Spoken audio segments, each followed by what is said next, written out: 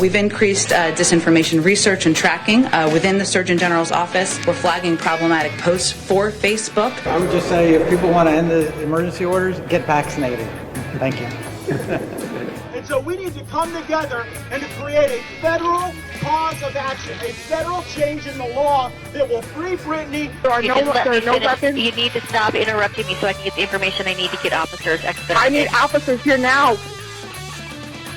Change your attitude first, ma'am. We'll see. Do I hear it? There I go. There I go. Alice, our crap is breaking down, dude. We're going to have to do something about this. Oh, man. Wow. So, breaking news, Alice Shattuck. Guess what? Okay. Stay right there. Stay right there. Hello. Yeah, good. Okay. Breaking news, Alice Shattuck. Okay. Dateline, Los Angeles, California. Mm-hmm. LA County will reinstate its mask mandate regardless of vaccination status starting this weekend amid a rise in coronavirus cases and hospitalizations. Here we go. Yeah, now we see where people stand, I think. Because this is done now. We have a vaccine that works really well. It works against the Delta variant. It works against Delta Plus variant? Delta Plus variant, the Alpha, Beta, Gamma variants, the Lambda variant, all the way up to the Sigma variant. All the variants, this works against them. It is really effective in preventing hospitalization and death. At this point, if you are in the hospital with COVID, it is very likely because you decided not to get vaccinated, which is your decision about your life to make and is not my problem either way. I have no desire to go force you to get vaccinated, and I have no desire to put on a mask to keep you from getting COVID, which doesn't even, me wearing a mask doesn't keep you Cases from getting COVID or not, but are we're not. Rising, Alice, we're done. And there's hospitalizations are up. That's fine. I'm done with masks. I'm done with masks. I got vaccinated. I'm not going to get COVID and die from it. So, if you want to make a decision, so you know that this is starting in LA.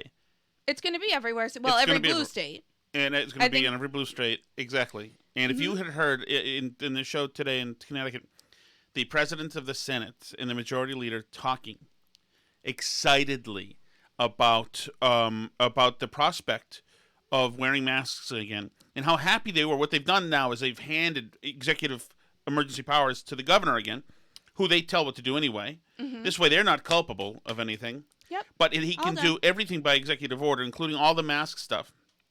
And they've handed it to him. And listen how excited they are. One, they talked about extending the emergency orders again come fall. And I mentioned Connecticut, but this can be any state. This is any blue state. But listen to this. This is a guy named Bob Duff. He's some arrogant jerk who's excited about the idea. First of all, among other things, they want to make sure that they can vaccinate all the kids in the schools. The kids who specifically do not need to be vaccinated. Yeah, they're not at risk specifically from COVID. Yes. Did you see the Intelligencer article on this? No, it's a really good one. I wonder if it's still open for me. I wonder.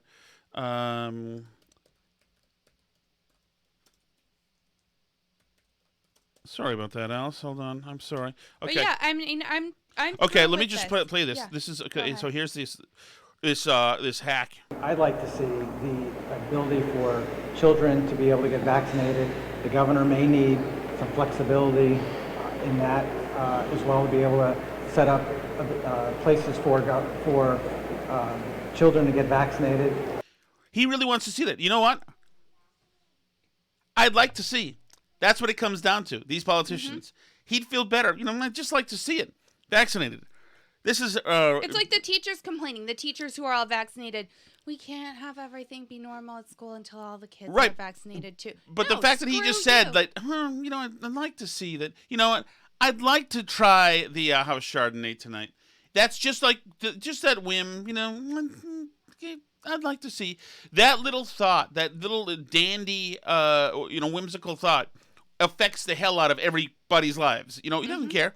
They don't care. This idiot in LA County doesn't care. The health people there, she's also a doctor who's not an MD. I don't care. This is David Wallace Wells, this is the Intelligencer. The kids are safe. They've always been. It may sound strange, given a year of panic over school closures and reopenings, a year of masking toddlers and closing playgrounds and huddling in pandemic pods, that according to the CDC, among children, the mortality risk from COVID-19 is actually lower than from the flu. The risk of severe disease or hospitalization is about the same. This is true for the much worried over Delta variant. It is also true for all other variants and for the original strain. Most remarkably, it has been known to be true since very earliest days of the pandemic. Indeed, it was among the very first things we did know about the disease. Mm-hmm. The preliminary mortality data from China was very clear. To children, COVID-19 represented only a vanishingly tiny threat of death, hospitalization, or severe disease. So now, but now listen, here's the Senate president. This is now more about masks. And remember, they have full control now because there's in a state of emergency, which allows them, one, to get streamlined, get federal money, even though other states have stopped being in a state of emergency and have worked out private deals with the Fed. They don't want to. This is just easier this way. They're arrogant. They're expecting a tougher flu season next. This is the reporter question. Coming. We saw a second outbreak occur in October. Does that give you pause for thought or give you any trepidation about October 1st and beyond? Absolutely. We had a very good flu season last year, partly because of people wearing masks due to the COVID pandemic, and I think that helped people in terms of lowering the spread of the flu season. And I think we had a very mild flu season as one of the few good byproducts of the COVID pandemic. There you go. Yeah, absolutely. Of course we're going to do masks. Of course. This is why I'm not sending the kids back to school. I'm not sending the kids back to school until they can assure me there is not going to be any masking, any distancing, that my kids can have a normal school experience, and I actually trust that they mean it, which may be a long time. I hate to say it, but I'm not going to send my kid, our 5-year-old. Mm-hmm. How do you think he will do in a kindergarten class where he has to wear a mask all day and sit in one seat all day? Because even though we know COVID doesn't spread on surfaces, they're still not letting the kids share any seating areas or anything. So normally, like when our other kids went to kindergarten, they would rotate around the classroom, do different stations. They would be in the blocks area. They would be here. They would be there. Nope, no more. They have to stay in their one spot and wear a mask the whole day. How do you think that's going to go? That will not go well. That will not go well. And it's also just, even if it went well behaviorally, it's still torture.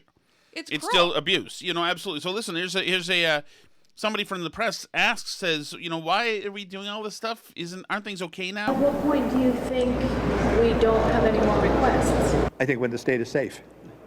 Is it not safe now? No, it is not. No. No, we're not safe. That's right. And we're not ever going to be safe is what they're saying, really. But, what does safe mean? Because, and I said this on this show and other places too, when initially our school district came out with their reopening plan a year ago and said that they would go back to normal when there were 0 cases of COVID in our county. In our county, 0 cases. So that's a standard that we don't follow for the flu or for measles or for, Yeah, this mixer is... Is it the mixer or do we just have bad old cords? No, this is a mixer thing. Okay. 0 cases in the county is a standard that we don't use for any other illness. We don't shut down our schools. Well, not even shut down. We don't put restrictions in our schools because there's 1 case of something in the county. Right. We don't, make all our kids wear masks to school because 1 person 3 towns over in the county has measles. That's not something that we do. That is a ridiculous and absurd standard. And if we're going to pretend that we're not safe and can't go about our lives with a standard like that, then, we need to get out of this state then, because this is just insanity. There's no reason why we should go back to mask mandates. None whatsoever. Everybody who wants a vaccine can easily get one. And right, you could but here's, so here's the reaction to this. This is how elected leaders are thinking. This is the guy named Looney again, the Connecticut guy. In my own view, I would consider having a daily positive rate for a lengthy period of time of below 0.5 and a very, very small number of hospitalizations and deaths becoming very rare.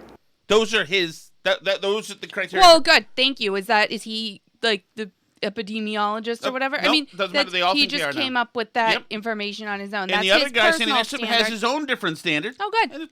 That's fine. That's fine. I love my life being under the control of morons like this. I mean, I know we don't live in Connecticut right now, but we live in a state that's awful like it, like where people act like they, what their comfort level is with some arbitrary metric that's on some state-run dashboard leads to changes in your daily life.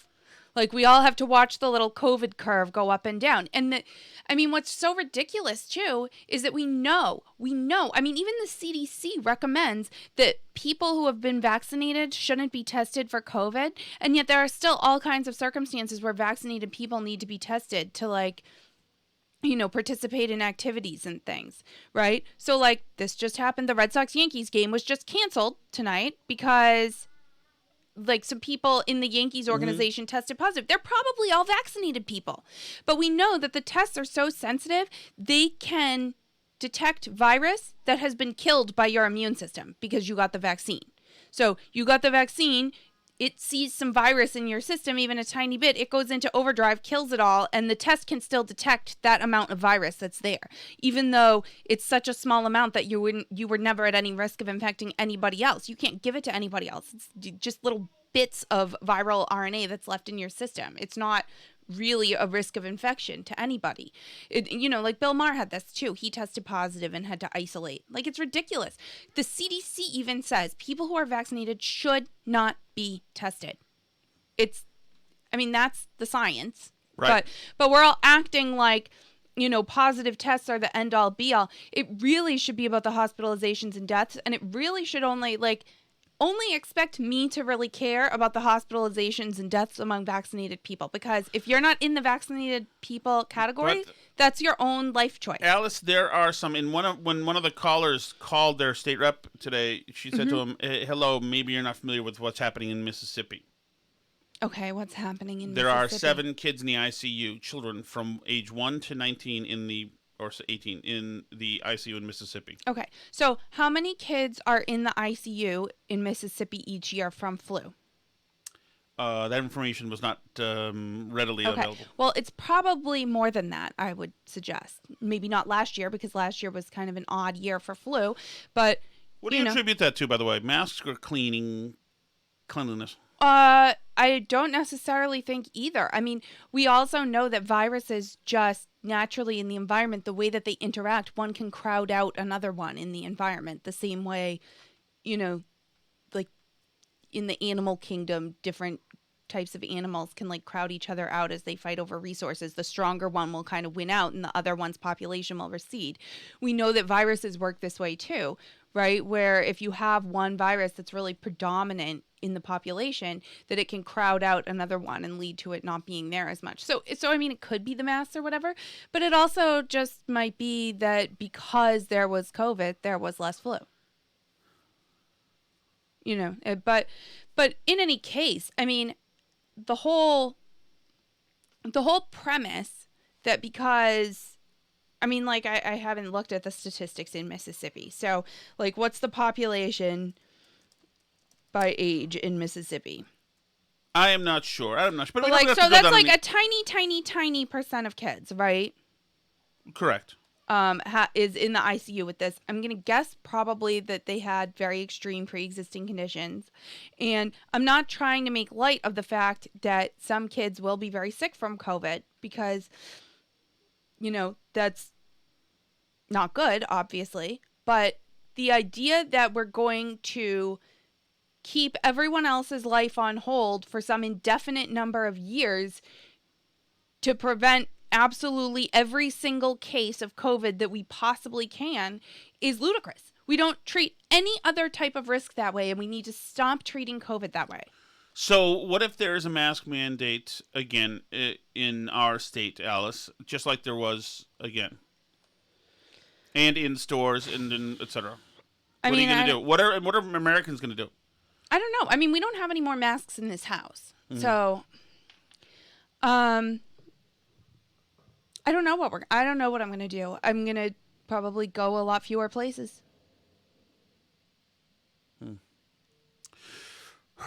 It is interesting. There was always the chance that elected leaders, etc., could be their absolute worst out of fear, and it's just it's so disappointingly unoriginal that they absolutely did. That they're absolutely defaulting to their worst characteristics, to their worst selves now. This is crazy.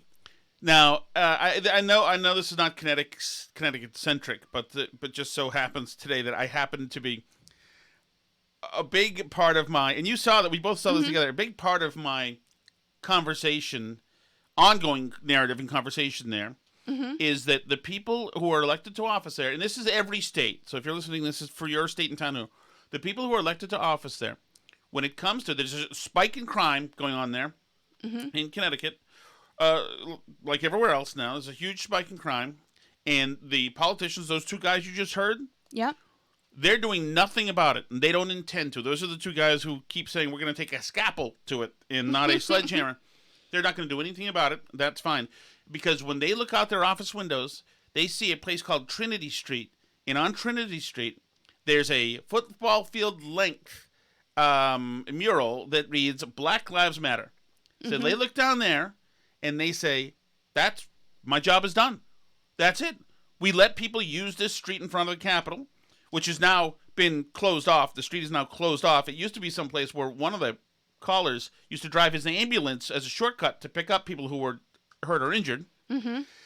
It's now closed off. So now the politicians allow Is that because of the Black Lives Matter thing? Like they don't want people to drive over it because it's like disrespectful to the mural? Yes, it's a monument now. Yes. That's incredible, actually. Yes, that reminds me of like ancient Christians. That used to be a thing that they wouldn't step on an image of God, like an icon or a cross or something. And like there were tons of martyrs who were martyred because they wouldn't step on a cross. When I was just looking around today when I was doing my Substack, which is about Black Lives Matter, I just looked up the Black Lives Matter mural. There are people around the country getting arrested for desecrating the murals on the ground. They're vandalism. Right. And they're getting arrested for it. It's just, But that's because the left has this problem where they need to believe that they're the anti-establishment, even when they're the establishment. Right? They're actually running everything, but they continue to believe that they're like the little rebel fighting back. We wrote Black Lives Matter on the street. And like the police are defending what you wrote on the street from anybody else touching it. It's like in Star Wars, right? When they remade the Star Wars movies. Like, I believe at the end of The Return of the Jedi, the rebels won, right? But then somehow in these like sequel movies, somehow there's still the little guy fighting back against this big powerful thing, which supposedly they're trying to tell you is like a rebel thing to the New Republic. But like they're still like acting out the same pretend land, even though they won and they're in charge now. Right. So now all politicians around the state, around the country, are now, around the world, are now invested in Black Lives Matter. They're absolutely invested in Black Lives Matter. 100%. They've given money to them. They've given them free Boston. The Black Lives Matter has a free facility from the city of Boston, etc. They're invested. They have been endorsed by not only elected leaders, but almost everybody on the left. Everybody with a yard sign is all in. The Red Sox. Yep. Every corporation, every business, exactly. They all had to make a statement last year. They all had to make a statement because silence was violence. Remember that? Right. So here we go, Alice. I'm going to read this, okay? Yep. This is the Black Lives Matter. By now you guys have heard this already. Black Lives Matter statement on Cuba. Black Lives Matter condemns the U.S. federal government's inhumane treatment of Cubans and urges it to immediately lift... Wait, the Cuban federal government's inhumane treatment of Cubans? No, the U.S. federal government's inhumane treatment of Cubans. And it urges it to immediately lift the economic embargo. This cruel and inhumane policy, instituted with the explicit intention of destabilizing the country and undermining Cubans' right to choose their own government, is at the heart of Cuba's current crisis. Since 1962, the United States has forced pain and suffering on the people of Cuba by cutting off food, medicine, and supplies, costing the tiny island nation an estimated $130 billion. Without that money, it is harder for Cuba to acquire medical equipment needed to develop its own COVID-19 vaccines and equipment for food production. This comes in spite of the country's strong medical care and history of lending doctors and nurses to disasters around the world. The people of Cuba are being punished by the United States government because the country has maintained its commitment to sovereignty and self-determination. The United States leaders have tried to crush this revolution for decades. Revolution is capitalized. For decades. Instead of international amity, respect, and goodwill, the U.S. government has only instigated suffering for the country's 11 million people, of which 4 million are black and brown. Cuba has historically demonstrated solidarity with oppressed peoples of African descent, from protecting black revolutionaries like Assata Shakur through granting her asylum, to supporting black liberation struggles in Angola, Mozambique, Guinea-Bissau, and South Africa. In closing, now we look to President Biden to end the embargo, something Barack Obama called for in 2016. This embargo is a blatant human rights violation, and it must come to an end.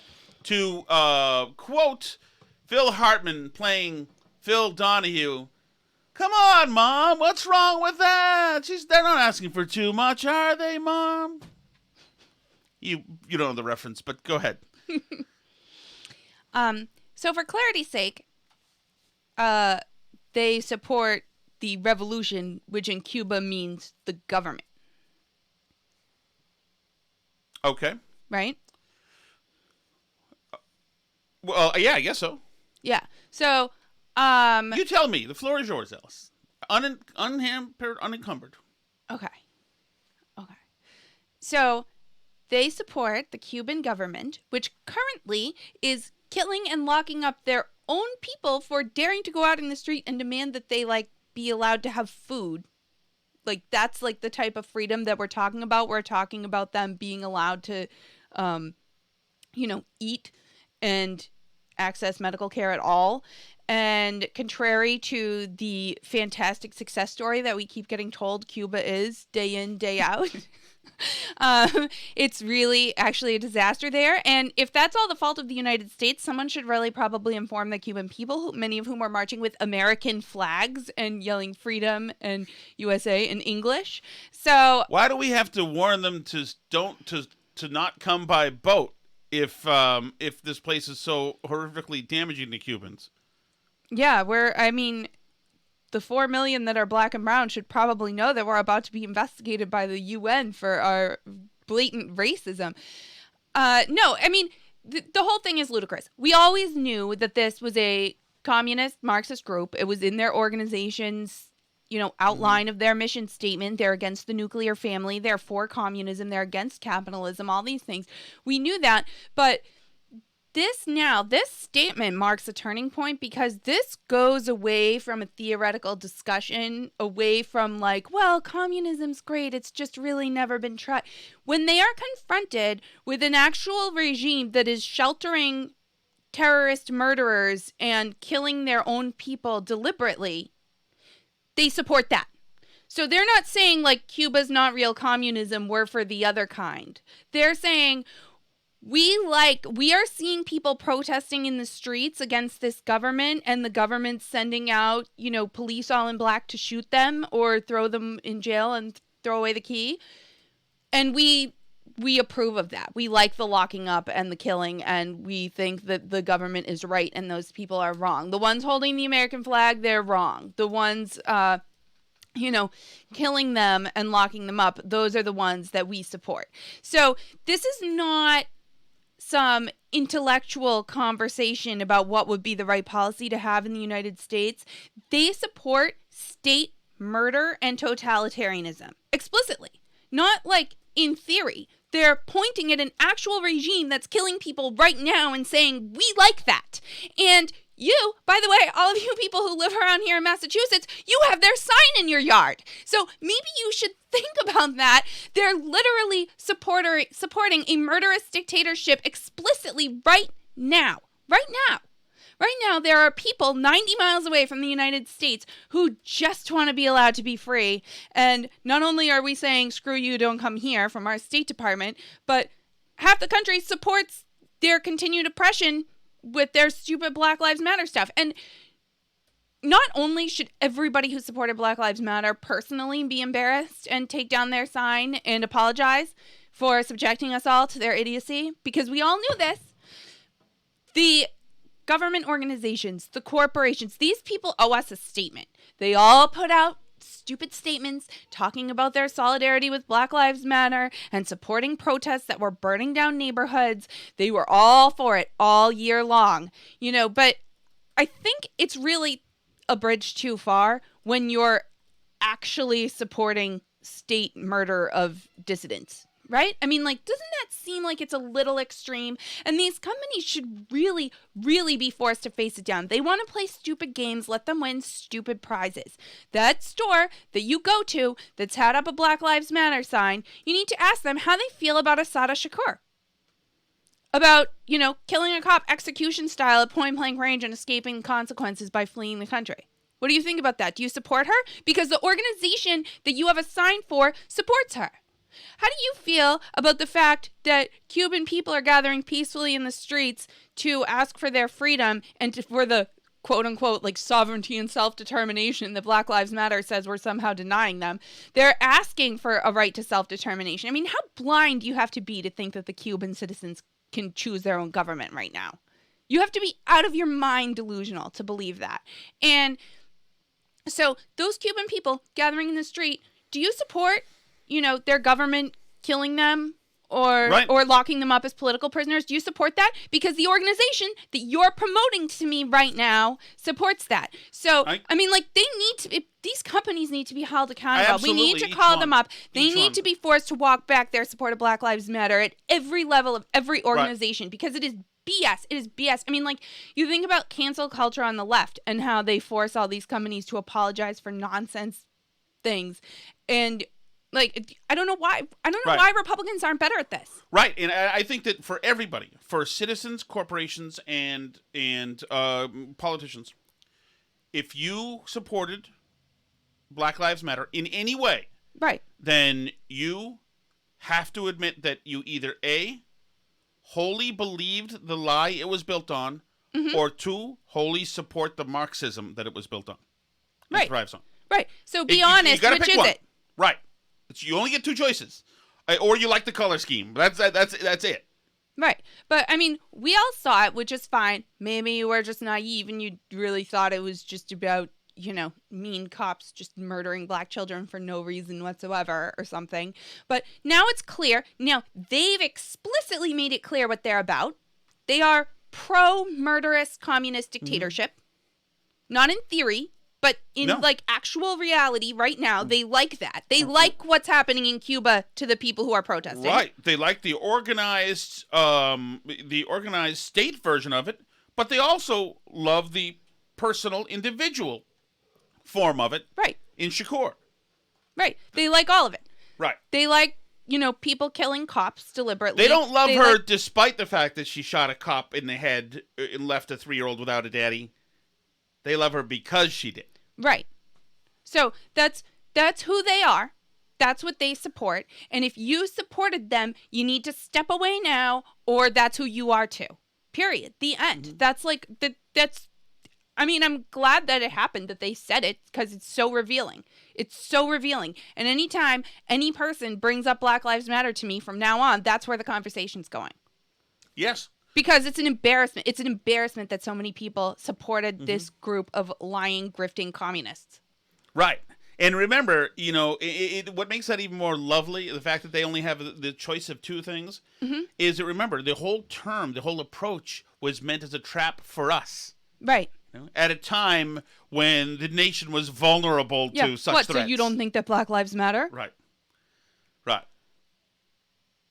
So and that's what the lie it was built on, is that there is any evidence that Black lives are not considered mattering by government or people in this country, which of course is I would say that the Cuban dictatorship is a little bit worse for a lot of black and brown lives than the U.S. government has been, frankly. Well, Alice, we'll see. But I really, to me, this is like, part of me was absolutely thrilled to see it. Absolutely thrilled to see it because it's so great. Well, that's why I say it's very revealing. They've made it clear now who they are, so it should be obvious which team you're on in this. I don't have to be embarrassed because I didn't put a Black Lives Matter sign in my yard. But I am embarrassed for our country that our State Department was flying their stupid flag at our embassies all around the world. I'm embarrassed about that, that's for sure. What is this? My relatives did not flee communism for this. Ooh, that's true, Alice. You did have relatives that fled communism, didn't you? Fled, yes. Oh, yeah. Are you sure it's not fleed? All right, so should we get to... Let's go, Alice, to this. How about this right over here? It's one thing that... And it is bad news that an administration would be forcing content changes on social media. Well, yeah, that's what I would think because I keep getting told that when Facebook does it, it's okay and not a violation of the First Amendment because they're a private company, right? It's only the government that's bound by the First Amendment. So, but to have a press secretary, an administration happily boast about it is new territory. And that means that not only were you not conspiracy theorists, those of you out there thinking that they were working arm in arm, but literally they are absolutely working arm in arm. In terms of actions, Alex, that we have taken, or we're working to take, I should say, from the federal government, we've increased disinformation research and tracking within the Surgeon General's office. We're flagging problematic posts for Facebook that spread disinformation. We're working with doctors and medical professionals to connect. Flagging problematic posts. Problematic posts. For Remember, Facebook. This is an administration whose sea level is set at the most existential threat to us is white supremacy, and that white supremacists attacked the Capitol during an insurgency. Right. So that's where they're calibrated. That's where their truth meters are registering. Exactly. So if you're divergent from that area, your post will be considered what else? Disinformation? Problematic. Problematic. Right. And those must be flagged. Mm-hmm. So we've got a big effing problem here. Yeah, and I think I would challenge anybody that doesn't think that this is a problem to imagine how they would feel if Trump did it, because I know that that's like really trite, but I can tell you right now, every political bone in my body says that the way the Democrats are going right now, they are not going to be in charge of the government very much longer. So how do you feel if Ron DeSantis is going through Facebook posts and flagging them for being problematic in how they talk about him or his administration? You know, like, how do you feel about that? And now, like, use a little imagination. I know it's hard, but imagine that that might be how your conservative neighbors might feel about some of this stuff. All the, you know, we're just going to go through your text messages and check for disinformation. We're just going to check and see if your social media posts are problematic. But, like, I literally don't understand how this is okay under the First Amendment. Because, like I say, like, this was always the argument, right? It's like, well, Facebook's a private company. If they want to take down posts for any reason they want, they're allowed to. Wait, how is the government allowed to tell Facebook what posts to take down? Well, right. Not only that, but one political party is telling them what posts are problematic. And one political party is using this platform. Mm-hmm. They've annexed this platform as their own. Right. To describe what can get through and what can't. And now the standard bearer for the other political party is banned from these platforms. Yeah. I would say that's a little bit of an issue. I don't know what you want to... If you were trying to start a civil war, I don't know if you could do it any better than this. It seems, like, hard to imagine. I mean, and I talk to a lot of different people, but I, like, the panic level on the right about this stuff is reaching highs I've never seen. Never seen during Tea Party, never seen during Obama IRS targeting conservatives, which that's a really big deal. That's a really big deal. But it's now clear that every media organization, every movie, every TV show, every big tech company, every corporation in the country over a certain size, that they are all against you, and like not just against you like, well, we disagree about what the tax rates should be, but you should probably not have a job and maybe even just be dead and we'd all be better off. That's what every powerful institution in this country feels about conservatives. And they're not imagining it. It's not fake news.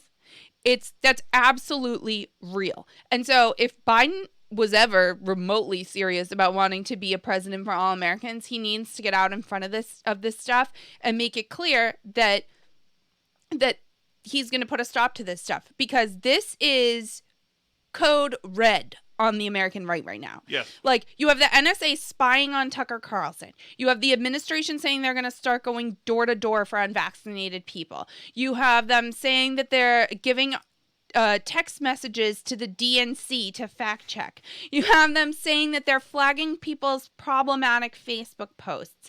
They're banning political people from Twitter on the basis of what the government says. They're banning bad information about the political party that they like from being shared, like the Hunter Biden laptop stuff.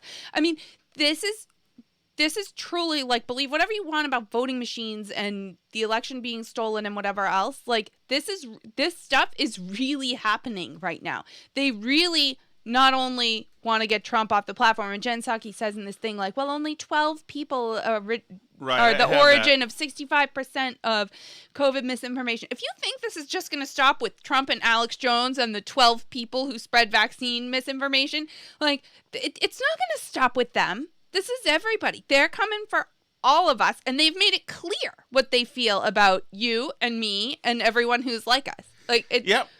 Just a few days ago,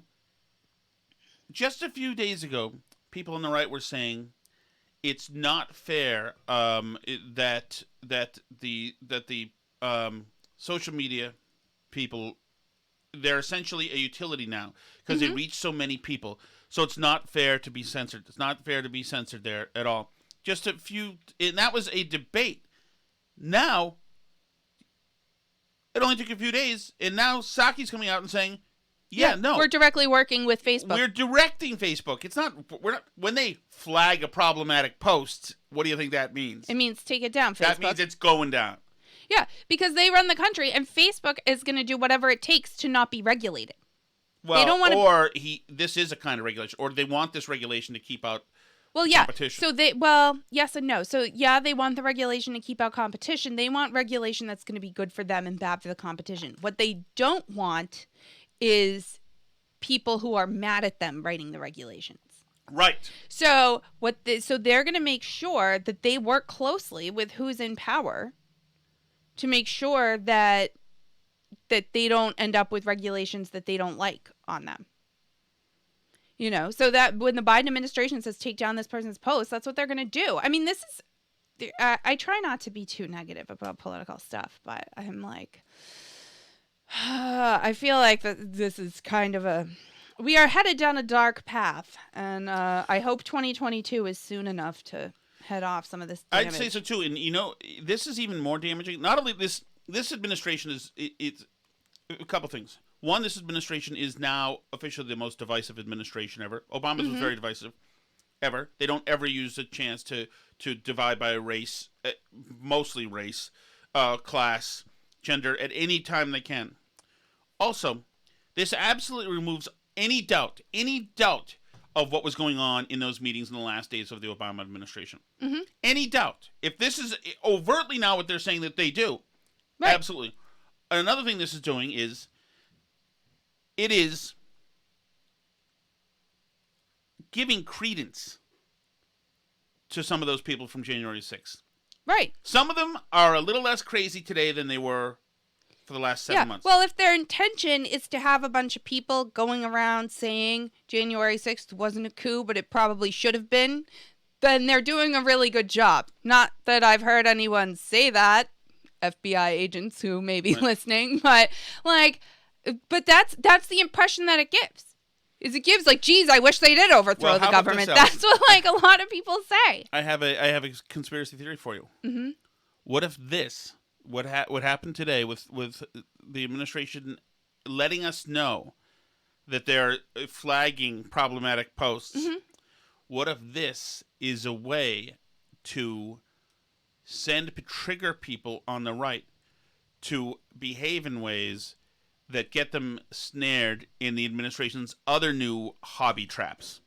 Right, exactly. Right, like the troublesome texts or, other white supremacist things. Since white supremacy's everywhere now, et cetera. Mm-hmm. To get them caught in the new psychotic Biden matrix. Right. Yeah. I mean, I think that's definitely true. It's like how I feel about the QAnon stuff. Like, I feel that QAnon is a little bit of a trap. Like, that I'm sure it's like half federal agents who are just looking for people to say dumb stuff in it. And I do feel that there's a lot of that goes on. That I think they deliberately troll the right and poke the bear a little bit. Like, I think they saw the reaction to the door knocking stuff, and that's when the text message stuff came out in the story. And they saw the reaction to that, and now they're saying they're working together with Facebook to identify problematic posts. Like, they obviously know how that sounds to people on the right. They obviously know the impression that gives. Even like with the door knocking stuff, when they walked it back after and they were like, oh, we didn't mean that we'd have government agents going door to door. It's community volunteers and it's just to give out information. It's not what you're saying at all. You're lying about what we said. Like, they said what they said, and they knew when they said it how it would sound and how it would come across. And they know how they would react if Trump had said something like that. And, I mean, they know what they're doing. People went around taking pictures of mailboxes and sending them out so that people would know that they once were here. Never forget that there was a mailbox here when it goes missing next week. All right. Do we want to even go with more Psaki stuff? I'm probably okay on Psaki, but your girl Abigail Shrier back in the news. I actually haven't really had time to see this.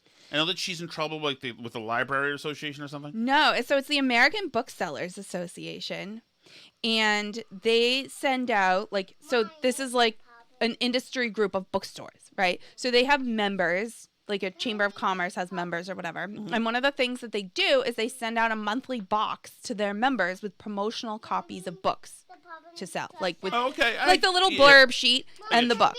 Gotcha. Right? Mm-hmm. And they send it out to bookstores all across the country. And there's like random books in it.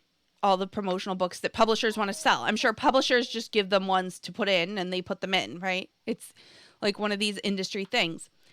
But this month's box contained Abigail Shrier's book, Irreversible Damage. Right, which of course is the book about the social contagion strain that is of kind of embodying trans movement that teenage girls are going undertaking. Right, exactly. So, actually, Tom interviewed, I tweeted it out from the Burn Barrel account. You can go find it. Tom interviewed Abigail Shrier about this book about a year ago now, and you can find that interview online. It's a great interview. She's super interesting. The book is good. And, I mean, they've been all out against this book because they hate it, because it dismantles part of their ideology. There was, a doctor who wrote a very fair review of it, and they harassed the doctor until he removed the review. Oh yes, from the people internet. It's Target pulled the book for a while. Mm-hmm. Yeah, she said in her interview with you that Amazon won't let her publisher run ads for the book on Amazon. So they hate it. But anyways, the American Booksellers Association, through some oversight, I'm sure the publisher just is having trouble getting it carried in bookstores because a lot of bookstore people are liberals, and they figured let's send out, we have extra promotional copies, we'll give it to the American Booksellers Association to send out. All hell broke loose. People were not pleased, and they have now had to issue an apology. But first I'll read you some of the commentary from the people who were upset. The American Booksellers Association, this is from Publishers Weekly, is facing withering criticism from booksellers after walking back its promotion of an anti-trans title to member bookstores. I would say, first of all, that Abigail Shrier would probably disagree with that characterization of anti-trans because she has said, as she said in her interview with you, that she is not against adults deciding to transition. She's against kids making permanent healthcare decisions that are life-altering while they are kids. And while some of them, are having this sort of social contagion thing happening. Anyway, among the promotional items included in the ABA July white box mailing that went out to 750 bookstores, the organization included a copy of Abigail Shrier's Irreversible Damage, The Transgender Craze Seducing Our Daughters. At Brooklyn's Greenlight bookstores, book buyer Casey Morrissey was the first person in the store to open the box. Morrissey shared their reactions on Twitter. Oh, no, I don't have it. Is it somewhere? I don't. No. Was it a video? No. Okay. Shared their reactions on Twitter. But the point is, it's is there her Casey? pronouns? Yeah, that's Casey Morrissey shared their reactions on Twitter. Okay. And other booksellers quickly joined in, echoing their comments. What do you mean? So, what do you mean there again? Does that there mean something different than her there? There means plural there. No, that echoing Casey Morrissey's. Oh, their okay, comments. I see. It's not a very clear way of writing things. Okay. I'll give them that. So they had to issue the following apology. An anti-trans book was included in our July mailing to members. This is a serious, violent incident that goes against ABA's policies, values, and everything we believe and support. It is inexcusable. We apologize to our trans members and to the trans community for this terrible incident and the pain we caused them. We also apologize to the LGBTQIA+ community. Oh my God! How could it be any longer? I've heard people throw some twos in there too, for Two-Spirit. What's Two-Spirit? That's Native American trans. We also apologize to the LGBTQIA+ community at large and to our book-selling community. Apologies are not enough. We've begun addressing this today and are committed to engaging in the critical dialogue needed to inform concrete steps to address the harm we caused. Those steps will be shared in the next 3 weeks. So, I'll let you guess whether or not this apology was good enough. Well, yes, it seemed really contrite and certainly heartfelt, and absolutely, it was a little grovelly, probably too much. So, but yeah, no, that was the end of the story. Well, they had to turn off the replies. I'll tell you that. I think that was the end of the story. Booksellers said the statement fell short, calling out the organization's use of the passive voice in the opening sentence. They also demanded greater transparency about how Wait, hold on. Mm-hmm. What does that mean? It means it's because they said that the book was included in the box. Oh. So they wanted them to say, we, horrible people, included this horrible book in the box. Oh, I see. Okay. It, removes responsibility from Even them. though they're the ones who fill the box and tape it up and send it, we can't infer that it was them unless they... No, they didn't take responsibility. Okay. We assume some boxes just morph full of hateful books. Booksellers also demanded greater transparency about how the decision to include the book was made and called for demonstrable steps to restore trust with trans book workers and authors. Some called on the ABA to offer promotions for trans authors' books at no cost. Oh my God. The ABA Diversity, Equity, and Inclusion Committee member, Luis Correa, who works as a bookseller at Avid Bookshop in Athens, Georgia, was first made aware of the issue when fellow booksellers emailed him Morrissey's tweet. Correa identifies as queer, Latino, and a fat-bodied person and said he thought the apology was flawed.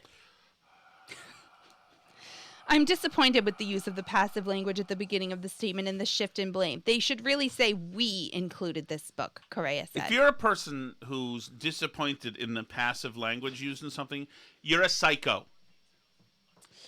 So anyway, this is still a developing story. We will keep you posted. People are really mad at them. This article from Publishers Weekly closes out. Where's this one statement that I really wanted to... this is still Correa, the queer, Latino, and fat-bodied Luis Correa. He said he's cautiously optimistic that the ABA will take steps to demonstrate a commitment to doing right by booksellers and believe the decision to take the coming weeks to outline steps is more prudent than rushing. Still, he is wary. We're dealing with a historically white, cis organization in a white supremacist society. So there are going to be a lot of missteps, he told Publishers Weekly. His hope is that the mistakes will prove instructive for booksellers around the country who also need to be more aware of the pervasive discrimination against trans people and other marginalized groups. Forgive me if I'm wrong. It does not seem to me that trans people are very discriminated against. Because one person wrote a book that's critical of them and it's banned everywhere. Entire industries make accommodations for the 7 trans people in the country, Alice. How are they discriminating against? You can't even say anything remotely critical of their worldview.